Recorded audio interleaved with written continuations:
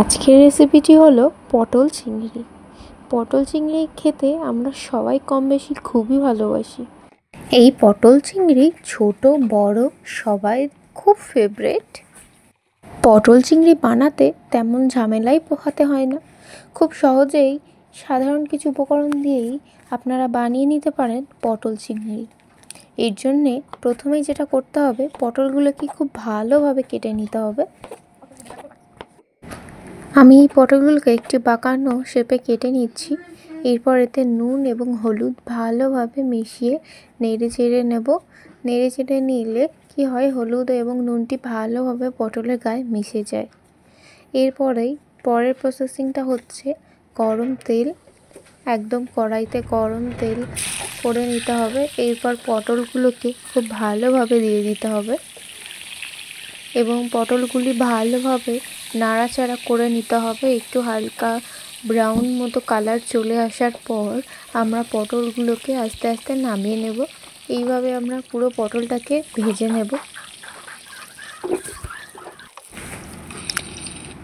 এবার এইদিকে চিংড়ি মাছগুলো ভাজা হয়ে গেছে, ওদিকে পটল ভাজা হয়ে গেছে। এবার আলুগুলো খুব ভালোভাবে ফ্রাই করে নেব। এরপর ভালোভাবে পেঁয়াজগুলিকে পেস্ট করে নেব। এদিকে একটি কড়াইতে কুচনো পেঁয়াজ দিয়ে ভালোভাবে ভেজে নেব যতক্ষণ না ব্রাউন কালার চলে আসে। এইভাবে ভাজতে কিছুক্ষণ পরই ব্রাউন কালার চলে এসেছে। এবার এতে অ্যাড করে দেব পেঁয়াজ বাটাটা। পেঁয়াজ বাটাটা অ্যাড করার পর ভালোভাবে নাড়িয়ে চাড়িয়ে নেব যতক্ষণ না পেঁয়াজটি ভালোভাবে মেখে যায় আর একটা ব্রাউন কালার চলে আসে। দেখুন ভালোভাবে মিক্স করা হয়ে গেছে। এবার দিলাম আদা রসুন পেস্ট। আদা রসুন পেস্ট দিয়ে কিছুক্ষণ ভালোভাবে নাড়িয়ে চাড়িয়ে নেব। দেখুন ভালোভাবে কষানো হয়ে গেছে।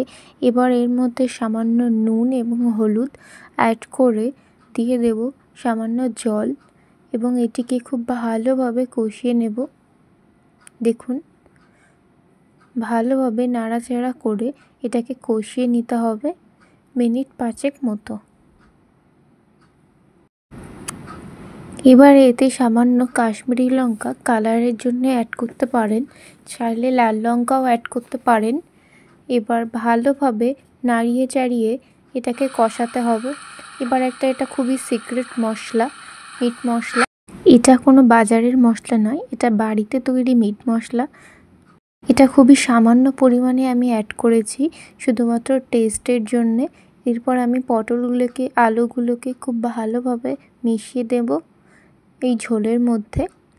ভালোভাবে নাড়িয়ে চাড়িয়ে এগুলোকে মিশিয়ে নিতে হবে। এইভাবে 5 থেকে 10 মিনিট কষাতে হবে। ভালোভাবে কষানো হয়ে গেলে এরপর আমাদের চিংড়ি মাছগুলোকে অ্যাড করে দেব আর দেব সামান্য পরিমাণের জল।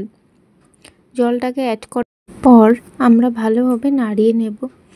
ভালোভাবে নাড়ানো হয়ে গেলে এবার পরিমাণ মতো জল অ্যাড করে আমি ঢাকনা চাপা দিয়ে মিনিট 10 মতো রান্না করব।